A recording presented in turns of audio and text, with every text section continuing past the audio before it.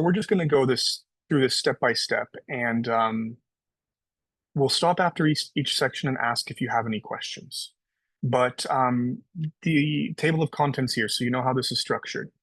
Key elements of a practice session: preparing and scheduling, so what to do before you get to the actual practice session; conducting the session, how it looks when you're there; feedback best practices. This is one of the best things about practice sessions. You get feedback in a way that we don't often get on the job, because a lot of interpreters, I think especially legal interpreters, unless you're doing a trial, we work by ourselves for these individual hearings. And a lot of times we don't really know how our own performance is, and we don't really hear other interpreters all the time, or at least for Spanish interpreters, I can say as much. So feedback is something that's going to be really, really useful and really great for you guys in these sessions. Key elements: ideal group size. So in all of the practices that I've done, I've had practices with as much as one other person, so two. And then I've had groups of maybe 5, 6, 7 people at different times throughout my career. I think that 3 or 4 is probably the best size. If you don't have 3 or 4 people, if it's bigger, it's fine. If it's smaller, it's also fine. If you go beyond 4 people there, it's going to be more observing and less interaction, I should say. And if it goes smaller, say 2 people, then you're going to be getting less feedback. You're going to be getting feedback from one person versus multiple people.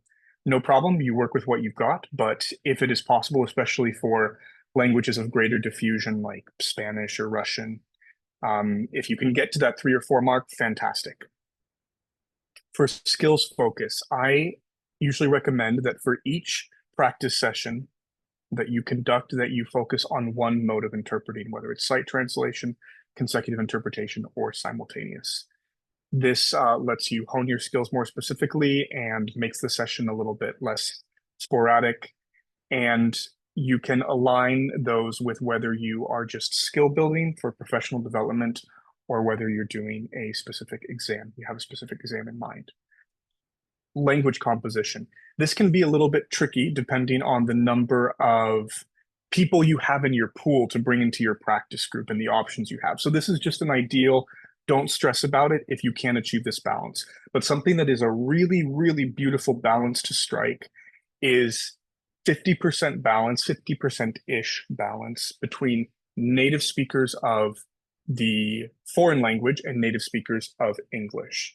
We put up a little link where you can classify yourself. Some people fall in a little bit of a gray area, but it's really helpful for you to know what your most dominant language is. And that's usually the language of your secondary and higher education for the most part. It's not necessarily your home language, and it's not necessarily your first language.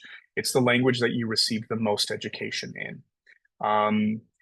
Because when you have that balance, I should say, between 50-50 native speakers, you get really, really crystal clear feedback on your production into both languages. However, if you fall into a category where it's hard to get somebody who speaks your same language or more than 2 people who speak your same language, fear not, because there's also practice groups that are possible for language neutral groups. That means if you have somebody with Turkish, Thai, Russian, and Hindi all in one group, all of those people can practice interpreting skills together in a way that is really, really beneficial. And if you find yourself in that category, you say, there's nobody else who I can find who speaks my language who wants to be part of a practice group, fear not. Find another interpreter who wants to be in a practice group, and we actually put together a mini guide for language neutral groups where you can work on very, very important skills, and you're either working just with English, going from English to work on memory, note-taking, shadowing, décalage, which is the lag and simultaneous interpreting, or you use it as an accountability group and a motivation group where you are doing simultaneous or consecutive texts, interpreting them into your foreign, or not maybe your foreign language, but the target language, recording that, and then listening back and giving yourself feedback. That is equally helpful to getting feedback from other people. It's just a different kind of feedback. As far as preparation and scheduling, let me stop there. Any questions so far before we dive into the next section? I'm going to ask Rosemary to check for hands or anything because I can't see everybody at once. Looks like we maybe don't have any questions there. I just shuffled through. I don't Great. see any. Perfect. We'll keep going then. So preparation and scheduling, what you're going to do before arriving to the practice session. It's important to be realistic about how often and how long your group can meet. I am a proponent of sessions that are 90 minutes to 2 hours. Anything long, and I think people tend to be less efficient with time. Anything shorter, and I worry about how much you're really getting done or how sort of concentrated and granular the practice is. You're also going to want to be realistic about the consistency. It's really important that you show up for your group members, for your practice buddies at the time and on the date that you set. You don't want to have a situation where you have 2 or 3 people who agree to meet on a date, and then if one person doesn't make it, you're out 33% of your participants, or if two people can't make it, then one person just doesn't have a practice group anymore or a practice session anymore. So decide on times that work. And of course, we all have things that come up in our calendar, but I would say to the best of your ability and for your colleagues to prioritize those times you've set in the calendar for your practice groups. We're going to talk about, this is something we're going to touch on the end, but you will be provided access to a Notice Zoom account specifically for scheduling these practice sessions. And that is to give you the ability to schedule sessions that are longer than 40 minutes because we have that 40-minute mark with those free accounts where you're kicked out, and also to be able to use a simultaneous function in those sessions if you so desire. We'll touch on that later. Rosemary's going to spend a little time on that at the end, and we'll give you all the materials necessary for that. Before getting to the session, the day that you've chosen, you're going to want to select materials in advance, right? So one of the things that's going to help is we are creating for you interpretation practice logs where you can include in advance the material you're going to interpret. And we have some material, some free material available, or links to free material, I should say, available in this guide that you're welcome to reference. Pick it in advance, put it in the log. So when you all show up the day of, you have that material picked. You don't have to spend any time deciding what you're going to interpret. You can rotate that responsibility, right? One person does it one week, the next person the other week.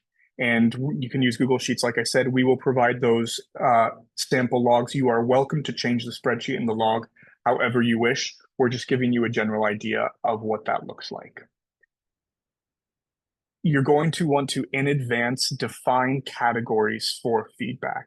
The general categories that you can work off of, you can change these categories. They're different for every exam. These are the ones that we used in my MA program. We are using different categories right now for the practice group I'm doing for the EU conference interpretation exams. But we focus on accuracy, which means omissions or errors where you change the meaning in some way. Meaning is the sense of the speech or the content really preserved. Is there a clear message? Language, of course, grammatical mistakes, pronunciation, and then delivery. How do I sound? Do I sound confident? Do I sound clear? If I'm giving a consecutive rendition, was the person distressed? Was I in some way channeling or transmitting that distress in my interpretation? It is definitely okay and encouraged for participants to share personal goals for an interpretation they're about to render. And you don't need to ask for comprehensive feedback for each interpretation that you give. It's totally okay to say, this time I'm going to be interpreting simultaneously, say, into Spanish. And if that's your non-native language, maybe you want feedback on just the language. You say, I don't want to know how my interpretation was as far as meaning or accuracy. Don't want to know how my delivery was. I just want to know about the Spanish language and pronunciation mistakes that I made. That is totally fine for a given session, and the participants should seek to respect that. It's also totally okay to say, hit me up with every single category. I want all the feedback possible. But the person rendering the interpretation in a given moment gets to decide what kind of feedback they're looking for. When you get to the moment of the session, I am always a little bit of a fan of giving a few minutes, maybe 5 minutes or so for socializing and chit chat, because we interpreters are very social creatures. And, there's always the the stereotype that translators are introverts and interpreters are extroverts. That has definitely held true in my experience. But just give a little time to build that camaraderie. And as Rosemary was saying at the beginning, this is also kind of a networking opportunity for you to get to know other colleagues. And that's okay to use some of that time at the beginning. And it also just kind of gets it out of your system so then you can really focus on the material. If you are using pre-recorded materials rather than reading scripts out loud, you can rotate interpreters. And if you have, say, 4 people, what you can do is you can do 2 people for the interpretation of the pre-recorded material and 2 people listening and giving feedback. So you have these 2 interpreters. One of those interpreters can turn off the sound on their computer and wait for the first person to interpret the pre-recorded material. That way you can use the same material for 2 interpreters and you don't have to find completely new material every time somebody comes up, it's somebody's turn to interpret. So that's option number 1, pre-recorded material. You can also use scripted role plays if you're doing consecutive. And in that case, you can have 4 people. You're going to need somebody who is the interpreter, obviously. And if it's a scripted role play, say in the courtroom for a witness interview, you're going to have somebody who is reading the role of attorney, somebody who is reading the role of witness in the foreign language or in English if you're doing language neutral, and then the interpreter, and then somebody listening for feedback. Of course, the people playing those roles can also give some feedback, but they're not going to be as focused and not have a pen and paper in hand listening to mistakes. You're going to want to record this is something I can't stress enough. Record every interpretation that you do and listen to that recording on your own time, because you're going to be getting feedback from colleagues during these sessions. A lot of the time, though, there is a big disparity between how we think we're doing and how we're actually doing. And one of the exams, one of the more recent exams I studied for was the federal certification for Spanish, federal court certification. In the time that I studied, I recorded and listened to every single interpretation I did, and it was upwards of 150 interpretations. And I think that is probably what led to my success most directly, because after a certain amount of time, I had a much clearer perception of how I was actually performing. So I can't stress enough. Record when you're in these sessions, listen to them on your own time, and repeat the interpretation you did. Up to 90% accuracy is generally the suggestion. And the suggestion for this, from what I have heard, is because, for example, the federal court certification exam for Spanish, the passing grade is 80% on the oral exam. And they say that under stress, the stress of the exam, people have about a 10% drop in ability and what they're able to process. So the idea is if you are at 90% accuracy on the job in real life in a time when you're comfortable and you're not as stressed out, that will reduce to about 80% accuracy under the stress of exam conditions.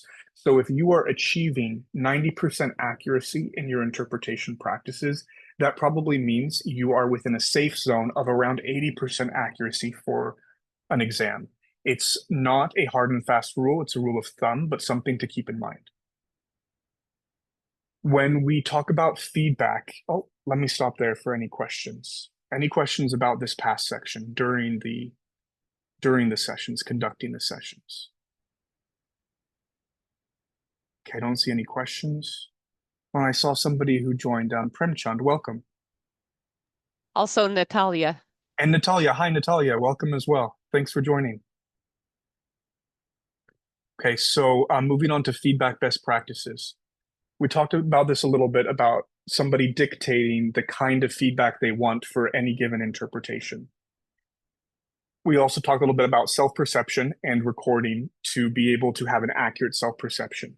As a part of that, when you're getting ready for group feedback, something that's helpful is the interpreter who just rendered gives a brief self-assessment before getting feedback from the group. They can say, we tend to be very hard on ourselves, and we say, well, I just think that was an absolute disaster.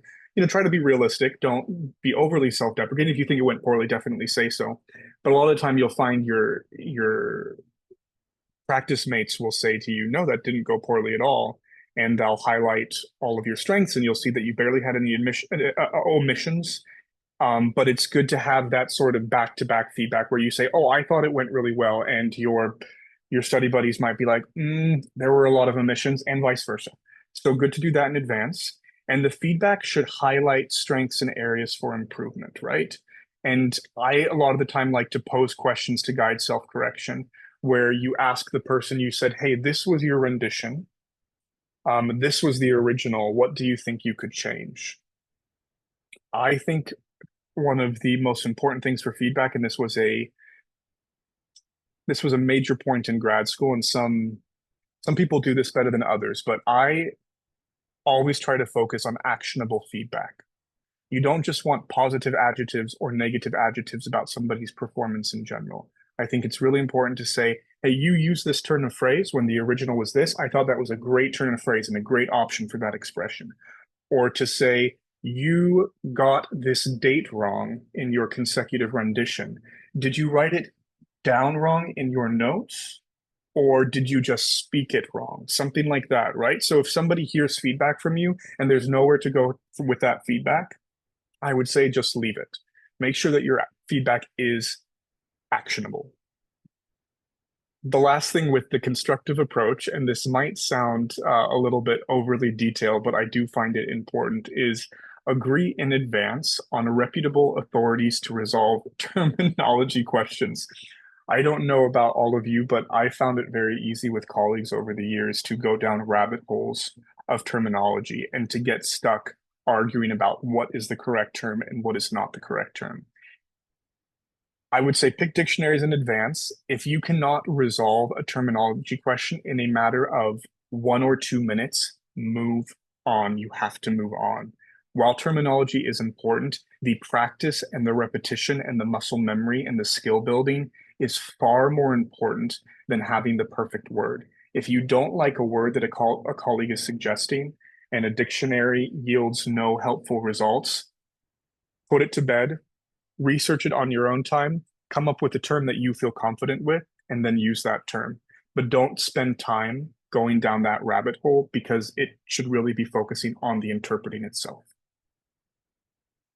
Repeating what we talked about at the beginning as the focus areas, just including them in the feedback section: accuracy, meaning, language, delivery, and emphasizing the importance of repeating practice segments on your own time. So you're going to do a simultaneous text or you do a speech, record yourself doing that speech. Once your 90-minute practice session is up with your colleagues, I would encourage you to do it right after.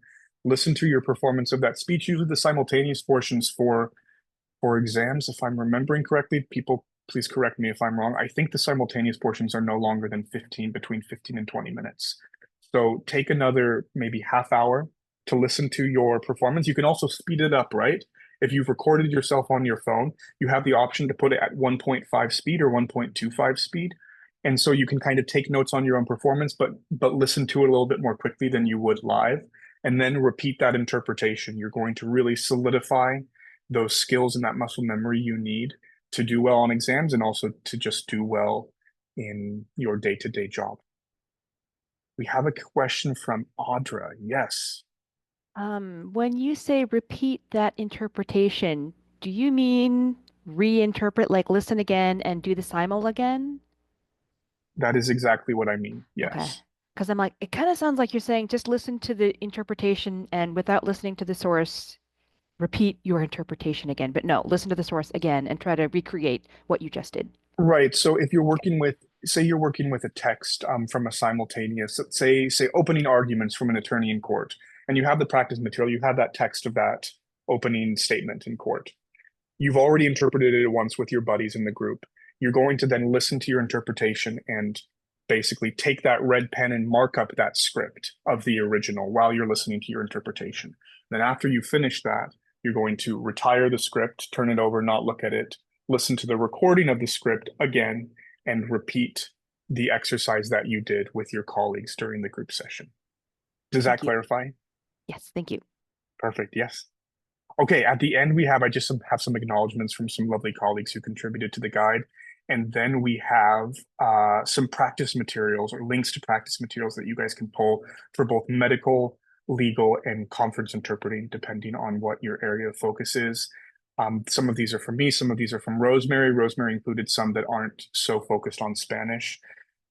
We also have talked about if you are in a language neutral group, there are language neutral practice materials out there, most specifically from ACEBO, which is Holly Mickelson. If you have questions about language neutral groups, please don't be shy. I'm a big proponent of language neutral groups actually still being really, really helpful for developing interpreting skills. But this will all be included in the package and the link you guys are going to be sent over Google Drive. But I'll conclude my presentation of the anatomy of a practice session, see if there are any questions. And if not, we will move on to our next section. All right, welcome back, everybody. I'm going to share my screen and just give you a super quick tutorial in Zoom. And here we go. Okay, so what you're looking at here is actually Notice's Zoom account, which it'll look a little bit different when you log into the Zoom account for let's see, I'm going back to the home page. When you log in, wow. My computer is slow. Okay, you'll go to the dashboard. Can you all see that? Yeah. Okay. You will actually be using a different Zoom account. We have a Zoom account just for the practice groups. So you will not see this when you log in. Instead, you'll see something that has Naomi Uchida's name on it, and that's because she's our office manager. But everything else is the same. You will log in with the username, which is a Gmail account. It'll actually be, it's noticepracticegroups@gmail.com. That's the username, and then I'll send you the password. The username I will send you by email. The password I would like to text to you just for security reasons. And so I can text to everybody. I'm going to ask you right now to please put your phone number into the chat so that I have all of your recent phone numbers. I mean, we have your phone numbers on the Notice records, but in case your phone number changed or something, please put your phone number into the chat so that I'm sure I have your correct number. Now, when you go to Zoom, you're going to click on meetings over here on the left. And don't worry, these instructions are also in the Google Drive, in the Google folder. But I just thought it might be good to walk through it really quickly. When you go to meetings, you will see all of the meetings that are scheduled. So these are all of the Notice meetings that are currently scheduled. It's very important that you do not schedule a meeting at the same time another meeting is already scheduled. We only get one meeting at a time. So you need to look through, make sure that nobody else is scheduled for the time that you want. And then I'm just going to go through the steps of creating a meeting. You go over to schedule a meeting, nice big blue button, really easy.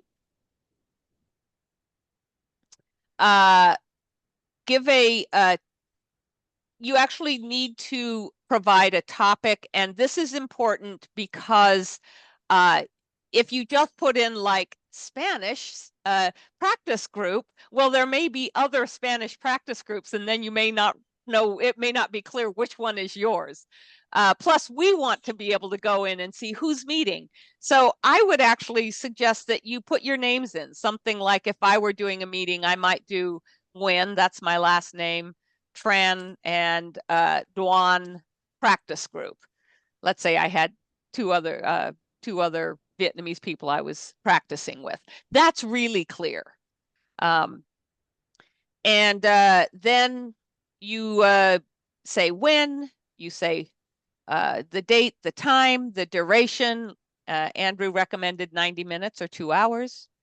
Attendees, you put in the email addresses of everybody who's attending, and then you click save.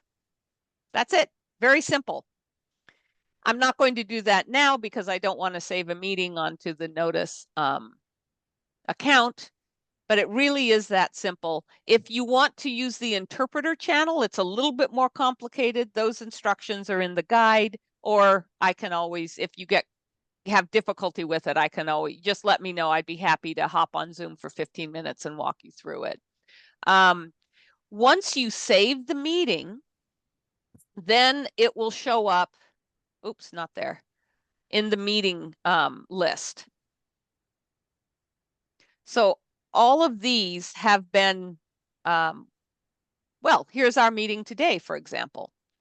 In order to start the meeting, you just hover over the name of the meeting and you get the nice blue start button. That's it. If you, in order to send the link to your group members, you click into the meeting and go down to the bottom, and there's the button to copy the invitation. You can just copy it. It's copied to clipboard, and then you can put it in an email to your group members, and they all have the link to get into the meeting. That's pretty much it.